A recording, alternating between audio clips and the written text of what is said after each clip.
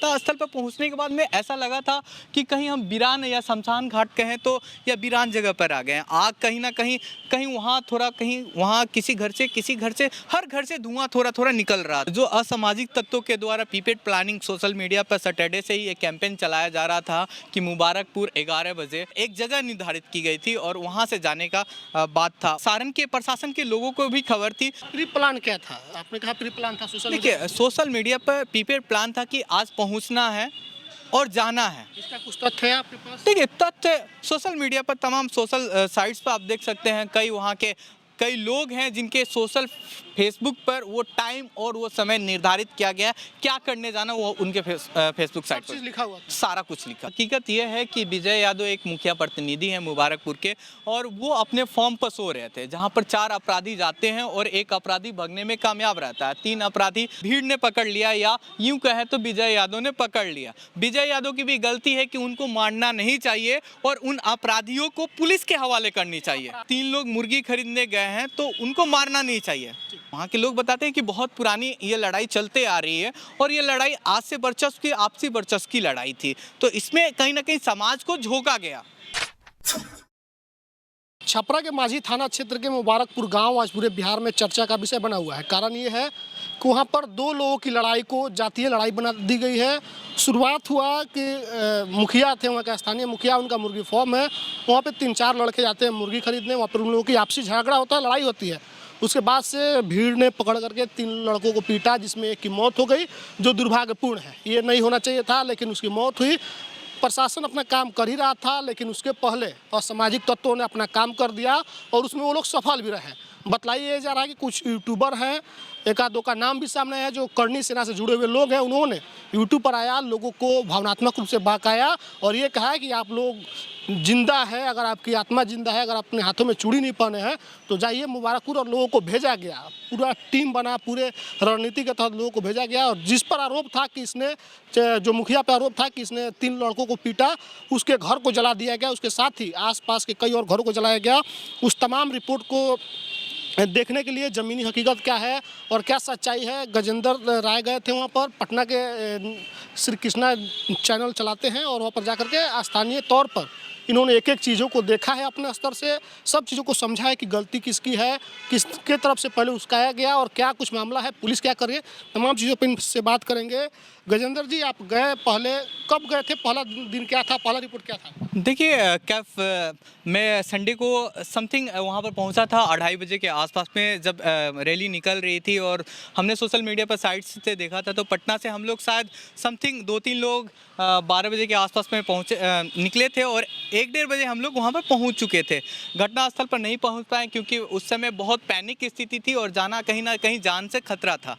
और उसके बाद में हम लोग वहाँ पर रिपोर्ट करने समथिंग 4:30 बजे फर्स्ट वीडियो हमने डाला था वहाँ पर जाके घटनास्थल पर। और घटनास्थल पर पहुँचने के बाद में ऐसा लगा था कि कहीं हम वीरान या शमशान घाट कहें तो या वीरान जगह पर आ गए हैं। आग कहीं ना कहीं कहीं वहाँ थोड़ा कहीं वहाँ किसी घर से हर घर से धुआं थोड़ा थोड़ा निकल रहा था। घर में आग लगा हुआ था जब ऐसे 4-5 घर था कि जहाँ धुआं निकल रहा था। ट्रैक्टर, गाड़ी, ट्रक जल रहे थे और प्रशासन के लोग उसको आग को बुझाने के काम कर रहे थे। कैफ जब आप गए तो? हाँ जी, मैं गया। रैली का जिक्र आप किए, रैली का किसका था, क्या रैली था? देखिए, जो असामाजिक तत्वों के द्वारा प्रीपेड प्लानिंग सोशल मीडिया पर सैटरडे से ही एक कैंपेन चलाया जा रहा था कि मुबारकपुर 11 बजे तमाम तरह से आईडी पर किया गया और एक जगह निर्धारित की गई थी और वहाँ से जाने का बात था। वहाँ के सारण के प्रशासन के लोगों को भी खबर थी और उससे पहले शनिवार को संध्या में रसूलपुर थाना प्रभारी ने हमको बताया था, हम लोगों ने मीटिंग भी किया था और इसको रोकने की पूरी भी तैयारी रही,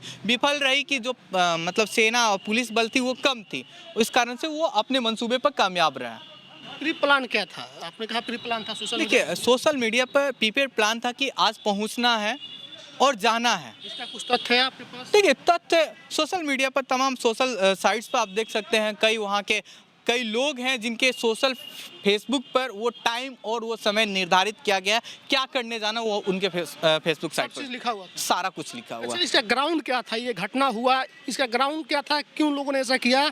और जो झगड़ा बताया जा रहा है मुखिया और जो 3 लोग की मारपीट की बात है, इसका ग्राउंड क्या है? असलियत क्या है इसकी? देखिए क्या हकीकत यह है कि विजय यादव एक मुखिया प्रतिनिधि हैं मुबारकपुर के, और वो अपने फॉर्म पर सो रहे थे जहां पर 4 अपराधी जाते हैं और एक अपराधी भगने में कामयाब रहता है। 3 अपराधी मतलब भीड़ ने पकड़ लिया, या यूं कहे तो विजय यादव ने पकड़ लिया। विजय यादव की भी गलती है कि उनको मारना नहीं चाहिए और उन अपराधियों को पुलिस के हवाले करनी चाहिए। अपराधी किस बेस पे कह रहे हैं? क्या देखिए, उन्होंने कुछ अगर किया था विजय पहले? यादव के तरफ से वो अपराधी हैं या वो 3 लोग मुर्गी खरीदने गए हैं तो उनको मारना नहीं चाहिए, मारना नहीं चाहिए। अपराधी नहीं थे पहले, मुर्गी अपराधी- खरीदने गए थे सर। देखिए, जैसा वहाँ के लोग ने बताया, वहाँ के पीड़ित लोगों ने बताया कि वो मेरे पिताजी को मारने के, उनकी घर की एक बेटी का बयान है कि मेरे वो चाचा को मारने, बड़े पापा को और चाचा को मारने के लिए आए थे। उनके पूर्व में विजय यादव के पिता और भाई की भी हत्या हो गई, उनके फैमिली के लोग बताते हैं और वहाँ के ग्रामीण बताते हैं ये बात।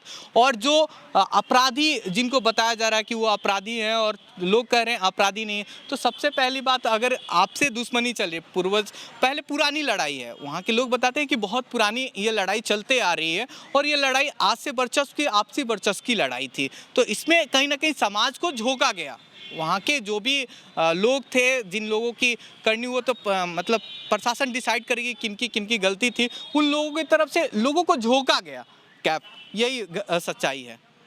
मुर्गी खरीदने गया था युवक, और उसके बाद कहा, एक तरफ से कहा जा रहा है कि लोग मुर्गी खरीदने गए थे और मुखिया ने मारपीट किया, इन लोगों को पकड़ के बंधक बना लिया। लेकिन एक तरफ से आपको ये भी कहा जा रहा है, एक चैनल पर चल रहा है मुर्गी खरीदने गए थे, और दूसरी तरफ ये भी चल रहा है कि खेत में पटाने गए थे, उनको जबरदस्ती घर से उठाया गया और थाना के सामने पीटा गया। ये भी आपने तथ्य सुना होगा।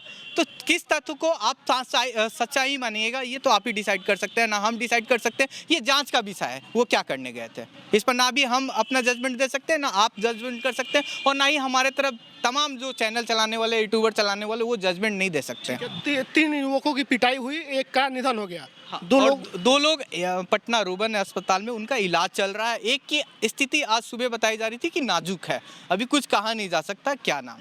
अच्छा, तो ये चीज़ें हैं कि उसने उस लड़के को पीटा और 3 दिन बाद आग लगी, एक लड़के की मौत के बाद।